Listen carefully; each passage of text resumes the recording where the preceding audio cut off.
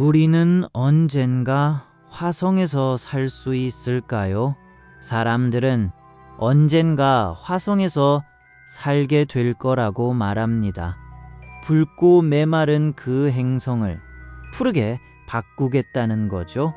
하지만 화성은 지금 숨도 쉴 수 없는 죽은 땅입니다.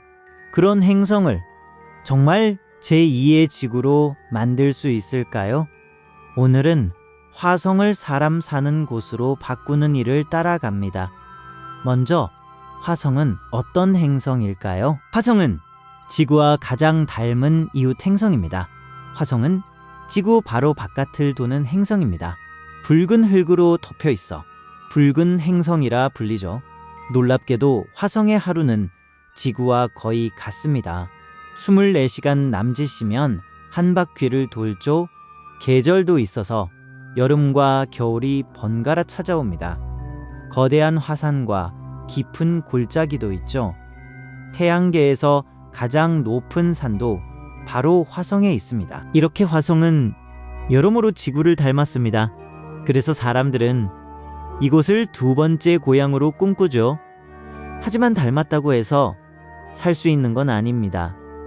그럼 화성은 왜 지금 살 수 없을까요? 화성은 공기가 희박하고 끔찍하게 춥습니다. 가장 큰 문제는 공기입니다. 화성의 공기는 지구보다 100배나 옅습니다. 게다가 그 옅은 공기마저 숨 쉴 수 없는 종류죠. 우리가 마실 산소는 거의 없는 셈입니다. 추위도 상상을 넘어섭니다. 밤이면 기온이 영하 100도 아래로 떨어지죠. 거기에 화성에는 해로운 우주 방사선이 쏟아집니다. 우리를 지켜줄 두꺼운 공기 보호막이 없으니까요. 물도 흐르는 상태로는 거의 없습니다. 한마디로 화성은 지금 사람이 살 수 없는 땅이죠.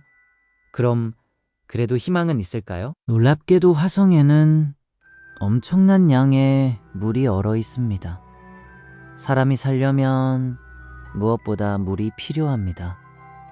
그런데 화성에는 물이 전혀 없는 게 아니었죠. 화성의 양극에는 거대한 얼음이 쌓여 있습니다. 땅속에도 얼어붙은 물이 숨어 있죠. 게다가 옛날 화성에는 강과 바다가 있었습니다.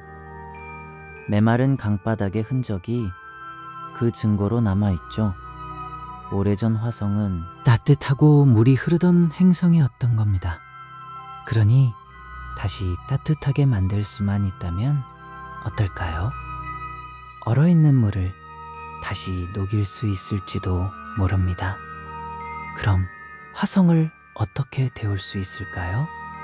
과학자들은 화성을 통째로 데우는 방법을 상상합니다.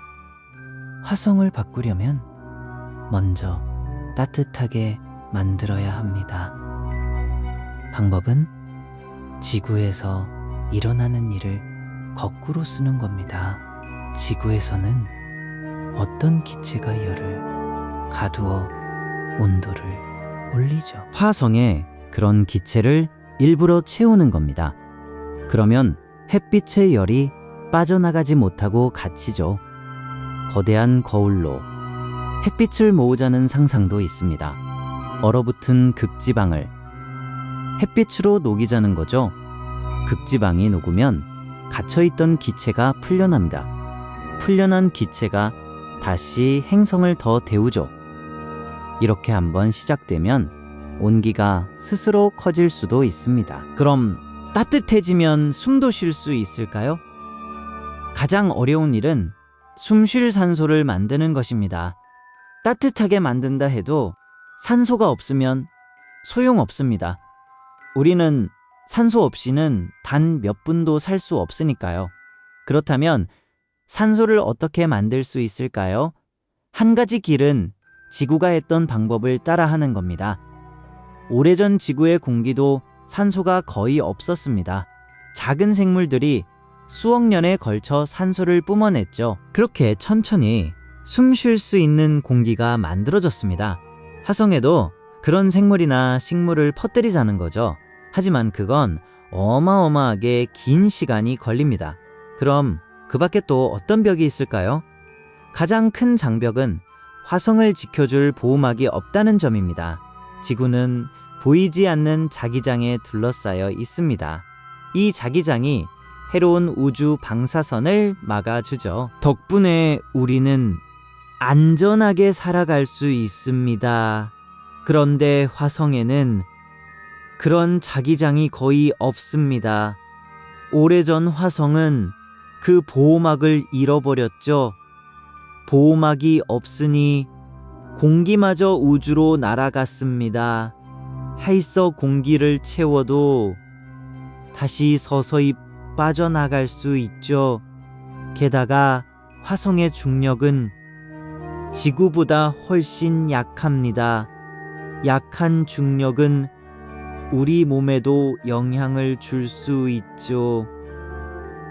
이 거대한 장벽들이 가장 풀기 어려운 숙제입니다. 그럼 이 모든 일은 언제쯤 가능할까요? 화성을 바꾸는 일은 수백 년이 걸리는 긴 꿈입니다. 지금 이야기한 일들은 하루아침에 되지 않습니다. 행성 하나를 통째로 바꾸는 일이니까요. 빨라도 수백 년, 어쩌면 수천 년이 걸리겠죠. 지금 시작해도 그 끝은 우리가 보지 못합니다. 여러 세대가 대를 이어 매달려야 하는 일이죠.